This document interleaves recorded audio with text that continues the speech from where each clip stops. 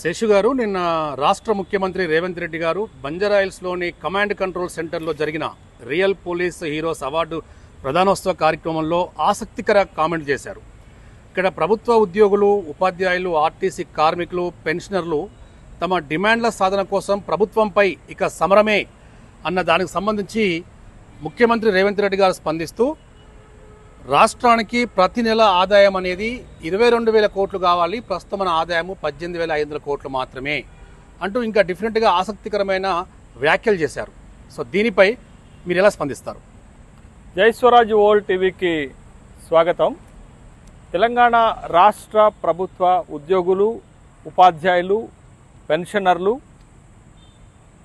RTC కార్మికులు, రాష్ట్రంలో ఉన్నటువంటి కాంట్రాక్టర్లు తమ డిమాండ్ల సాధన కోసం, తమ బిల్లుల చెల్లింపు కోసం ప్రభుత్వం పైన ఇక సమరమే అనేటటువంటి కార్యక్రమాన్ని తీసుకోవటం వల్ల ఈ విషయం పైన తెలంగాణ రాష్ట్ర ముఖ్యమంత్రి రేవంత్ రెడ్డి గారు మాట్లాడుతూ ఎవరిపైన సమరం చేస్తారు? తెలంగాణలో ఉన్నటువంటి 98% ప్రజలపైన సమరం చేస్తారా? ప్రభుత్వం అంటే మేం మాత్రమే కాదు, మీతో కలిపి ప్రభుత్వంగా భావించాలి. కాబట్టి ఇప్పుడు చేయాల్సింది సమరం కాదు, సమయస్ఫూర్తితో వ్యవహరించాలి. ఇది సమరం చేయాల్సినటువంటి సందర్భం కాదు.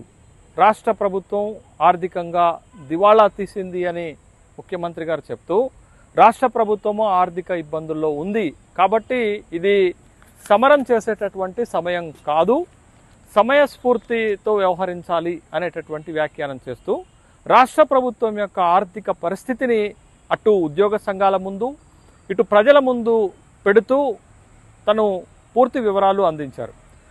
రాష్ట్ర ప్రభుత్వం పూర్తి స్థాయిలో నడపటానికి ప్రతి నెల 22,500 కోట్ల రూపాయలు అవసరం అవుతుంది. అయితే ఇప్పుడు రాష్ట్ర ప్రభుత్వానికి ప్రతి నెల వస్తున్నటువంటి ఆదాయము కేవలం 18,500 కోట్ల రూపాయలు మాత్రమే వస్తుంది. దరిదాపు 4,000 కోట్ల రూపాయలు తక్కువ ఆదాయం వస్తున్నటువంటి సందర్భం. మరి తక్కువ ఆదాయం వస్తున్నటువంటి ఈ సందర్భంలో రాష్ట్ర ప్రభుత్వాన్ని ఎట్లా నడపాలి అనేటటువంటి ఒక ప్రశ్నను ముందుకు తీసుకొచ్చారు. రాష్ట్రం నడపటానికి సాధారణంగా ప్రతి నెల 10,000 కోట్ల రూపాయలు అప్పు చేయాల్సి వస్తుంది అనేటటువంటి విషయాన్ని కూడా స్పష్టంగా బడ్జెట్ సమర్పిస్తున్న సందర్భంలోనే చెప్పారు. వస్తున్నటువంటి 18,500 కోట్ల రూపాయల ఆదాయంలో 7,000 కోట్ల రూపాయలను గత ప్రభుత్వం చేసినటువంటి అప్పులకు కిస్తీలు కట్టడానికి, వడ్డీలు కట్టడానికి సరిపోతుంది. మరొక 6,500 కోట్ల రూపాయలు ప్రభుత్వ ఉద్యోగులకు జీతాలు, పెన్షనర్లకు బెనిఫిట్స్, పెన్షనర్లకు పెన్షన్ ఇవ్వడానికే సరిపోతున్నటువంటి నేపథ్యంలో ఇక మిగిలినటువంటి 6,500 కోట్ల రూపాయలతోటే నేను సంక్షేమ కార్యక్రమాలను నిర్వహించాల్సి వస్తుంది. కాబట్టి ఇప్పుడు మీరు కోరుతున్నటువంటి కోరికలను తీర్చడానికి రాష్ట్ర ప్రభుత్వం దగ్గర ఆదాయ వనరులు లేవు. కాబట్టి ఈ సందర్భంలో మీరు కోరుతున్నటువంటి కోరికలను మేము తీర్చలేకపోతున్నాం అనేటటువంటి విషయాన్ని చెప్పారు. అయితే ఇక్కడ ముఖ్యంగా మేము అధికారంలోకి వచ్చినటువంటి ఈ 16 నెలల్లో దరిదాపు 1,58,000 కోట్ల రూపాయలు అప్పు చేశాము.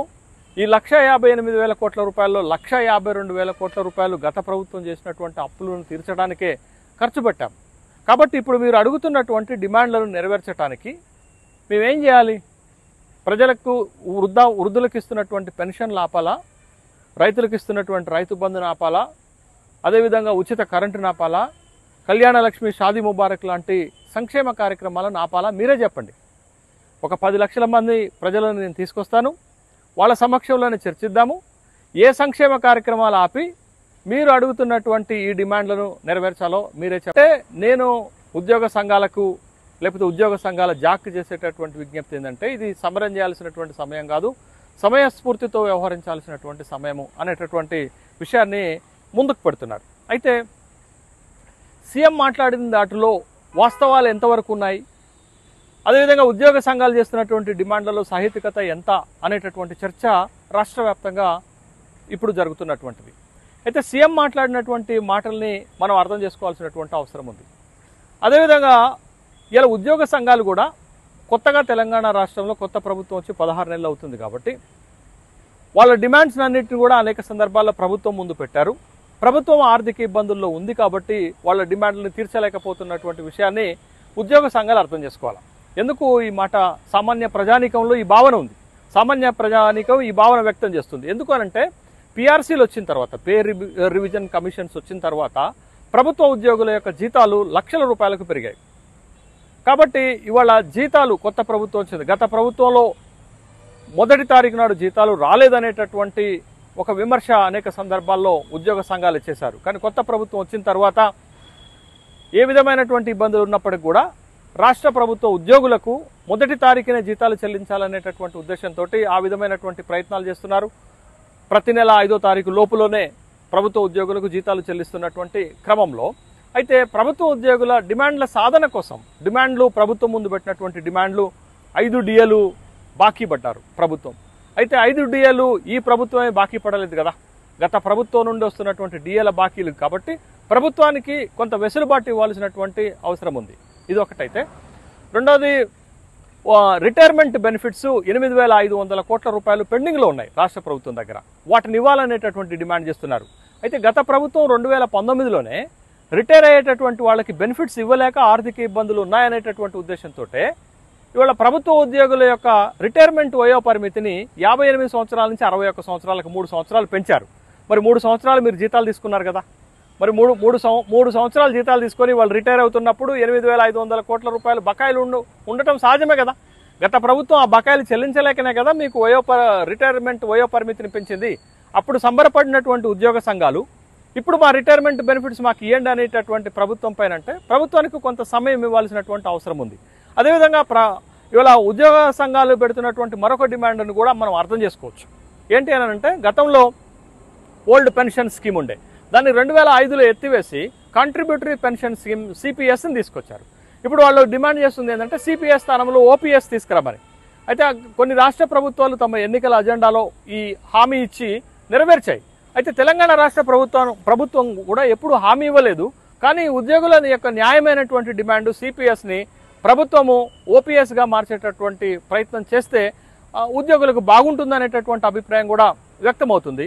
ఆ విషయం పైన ప్రభుత్వం సానుకూలంగా నిర్ణయం తీసుకోవాలనేటటువంటి విషయాన్ని ప్రజల తరపున, ఉద్యోగుల తరపున ప్రభుత్వానికి మనం కూడా అప్పీల్ చేస్తున్నాం. అదేవిధంగా బదిలీలకు సంబంధించినటువంటి అంశాలు, పదోన్నతులకు సంబంధించినటువంటి అంశాలు, 317 జీవోలకు ఇబ్బందులు ఎదురైనటువంటి ఉద్యోగుల సమస్యలు, ఇవి పెద్ద సమస్యలు కాదు, వాటిని కూడా తీర్చుకునేటటువంటి అవకాశం ఉంటుంది. కానీ ఆర్థిక పరమైనటువంటి డిమాండ్లలో ప్రభుత్వం ముందు పెడుతున్నటువంటి ఈ డిమాండ్లు కొంత ప్రభుత్వానికి అవకాశం ఇవ్వాల్సినటువంటి అవసరం ఉంది.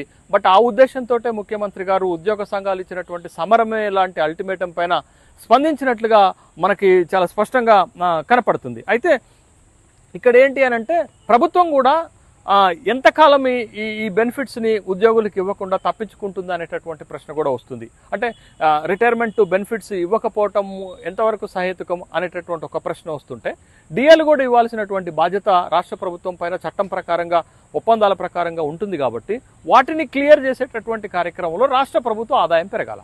రాష్ట్ర ప్రభుత్వ ఆదాయం పెంచుకునేటటువంటి మార్గాలను వెతకకుండా ఎంతకాలం పాటు ఉద్యోగుల డిమాండ్లను నెరవేర్చకుండా ఉంటారు అనేటటువంటి ఒక ప్రశ్న వస్తుంది. కాబట్టి రాష్ట్ర ప్రభుత్వం కూడా తమ ఆదాయ వనరులను పెంచుకునేటటువంటి, మీరు ప్రభుత్వాన్ని ఏర్పాటు చేసినప్పుడు ప్రభుత్వము అనవసరమైన ఖర్చులు, దుబారా ఖర్చులను తగ్గించుకోవడానికి మీరు ఆర్థికవేత్తల నుంచి సూచనలు అడిగారు. మాజీ రిజర్వ్ బ్యాంక్ గవర్నర్ రఘురామరాజన్ నుంచి, మాజీ ప్రణాళికా సంఘం వైస్ చైర్మన్ అయినటువంటి అహ్లూవాలియా నుంచి మీరు సజెషన్స్ అడిగినప్పుడు వాళ్ళిద్దరు చెప్పింది ప్రభుత్వం దుబారా ఖర్చులు తగ్గించుకోవాలన్నారు. ఎక్కడ తగ్గించుకుంటున్నారండి? ఒక స్కీమ్ని ప్రారంభిస్తే, ఉదాహరణకు మీరు సన్న బియ్యం లాంటి స్కీమ్ను ప్రారంభించినప్పుడు, లేకపోతే రైతు భరోసా లాంటి స్కీములో డబ్బులు ఇస్తున్నప్పుడు అన్ని ప్రధానమైనటువంటి వార్తాపత్రికల పైన, ఎలక్ట్రానిక్ మీడియా పైన కోట్ల రూపాయలు వెచ్చించి మీరు అడ్వర్టైజ్మెంట్, పత్రికా ప్రకటన ఇచ్చారు. మీరు ఎక్కడ దుబారా ఖర్చులు తగ్గించుకుంటున్నారు అనేటటువంటి ప్రశ్న ఇవాళ ప్రజల నుంచి, అటు ఉద్యోగ సంఘాల నుంచి వస్తుంది. దీనికి కూడా ప్రభుత్వం సమాధానాలు చెప్పవలసినటువంటి అవసరం ఉంది. ఒక పక్క ప్రభుత్వము ఆదాయాన్ని పెంచుకోవడంలో ప్రభుత్వం వైఫల్యం చెందుతుంది, మరొక పక్క దుబారా ఖర్చులను తగ్గించుకోవడంలో కూడా ప్రభుత్వం వైఫల్యం చెందుతుంది అనేటటువంటి అభిప్రాయాలు వ్యక్తమవుతున్నటువంటి నేపథ్యంలో సీఎం గారు మాట్లాడుతున్నటువంటి మాటలను అర్థం చేసుకోవచ్చు. కానీ ఉద్యోగ సంఘాల యొక్క డిమాండ్లను కూడా పరిష్కరించాల్సినటువంటి బాధ్యత రాష్ట్ర ప్రభుత్వం పైన ఉంది అనేటటువంటి విషయాన్ని గమనించాలి. ముఖ్యమంత్రి గారు మరొక అభిప్రాయాన్ని కూడా వ్యక్తం చేస్తున్నారు. నన్ను కోసిన 18,500 కోట్ల రూపాయల కంటే ఎక్కువ రావటం లేదు అనేటటువంటి ఒకటైతే, అప్పులు తీసుకొచ్చి మీ డిమాండ్లను నెరవేర్చాలని అనుకుంటున్నప్పటికీ కూడా అప్పు ఎక్కడా పుట్టడం లేదు. అప్పు ఇవ్వటానికి ఏ బ్యాంకర్లు ముందుకు రావటం లేదు. ఢిల్లీ వెళ్ళి బ్యాంకర్లతో సమావేశం అవుదామంటే అపాయింట్మెంట్లు కూడా ఇవ్వకపోగా రాష్ట్ర ప్రభుత్వ ప్రతినిధులను చెప్పులు ఎత్తుకపోయేటటువంటి దొంగలుగా చూస్తున్నటువంటి క్రమంలో ఇవాళ అలాంటి పరిస్థితి ఉన్నది. కానీ అప్పు కూడా పుట్టున్నటువంటి ఈ నేపథ్యంలో మీ సమస్యలను, మీ డిమాండ్లను ఎట్లా నెరవేర్చగలుగుతాను అనేటటువంటి అభిప్రాయాన్ని ముఖ్యమంత్రి గారు అటు ప్రజల ముందు, ఇటు ఉద్యోగ సంఘాల ముందు పెడుతున్నటువంటి నేపథ్యం ఉన్నటువంటి సందర్భాన్ని కూడా మనం చూస్తున్నాం. కాబట్టి ముఖ్యమంత్రి గారే రాష్ట్ర పెద్దగా ఈ సమస్యలను పరిష్కరించాల్సినటువంటి బాధ్యత ఉంది. రాష్ట్ర ఆదాయాన్ని పెంచేటటువంటి మార్గాలను వెతకవలసినటువంటి అవసరం ఉంది. అనవసరమైన దుబారా ఖర్చులను కూడా తగ్గించి రాష్ట్ర ప్రభుత్వ ఖజానాకు మేలు చేయాల్సినటువంటి అవసరం కూడా ఉంది అనేటటువంటిది. మరి ముఖ్యంగా తెలంగాణ రాష్ట్ర ప్రభుత్వము ఎన్నికల సందర్భంగా కాంగ్రెస్ పార్టీ అనేక రకాలైనటువంటి సంక్షేమ కార్యక్రమాల్లో హామీలు ఇచ్చారు. ఆ హామీలను కూడా నెరవేర్చవలసినటువంటి బాధ్యత ఉంది. అది వృద్ధుల పెన్షన్ 4,000 రూపాయలకు పెంచటము, మహిళలకు మహాలక్ష్మి పథకం కింద 2,500 రూపాయలు ప్రతి నెల వాళ్ళకి ఇచ్చేటటువంటి కార్యక్రమాలను కూడా చేపట్టాలి. ఇన్ని ఆర్థిక పరమైనటువంటి ఇబ్బందులు ఉన్న నేపథ్యంలో ముఖ్యమంత్రి గారు చెప్తున్నటువంటి మాటల్ని అర్థం చేసుకోవాల్సినటువంటి అవసరం ఉంది.